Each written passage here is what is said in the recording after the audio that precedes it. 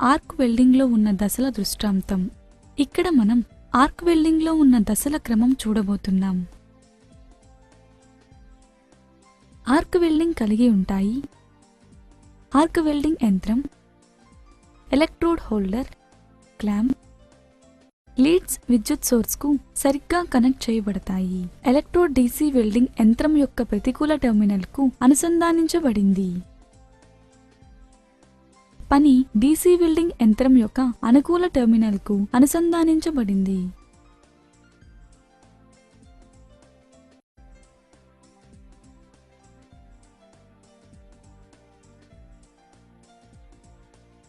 అంచులు వైర్ బ్రష్తో శుభ్రం చేయాలి. ఆర్క్ స్ట్రైకింగ్ మాతృ మెటల్పై ఎలక్ట్రోడ్స్ గీతలు గీస్తాయి. గోకడం తరువాత ఒక క్షణం 3 నిమిషానికి ఒక గ్యాప్ కోసం ఎలక్ట్రోడ్ కొనను నిర్వహించాలి. ఎలక్ట్రోడ్ ఉమ్మడి పొడవుతో పాటుగా ఆర్క్ని కొనసాగించాలి మరియు వెల్డింగ్ సమయంలో వక్రీకరణను నివారించాలి.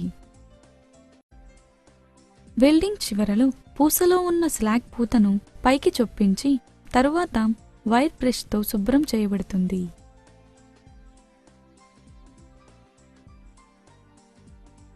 ఆర్క్ వెల్డింగ్ను ఉపయోగించడం ద్వారా 2 అసమాన లోహాలు జత చేయవచ్చు.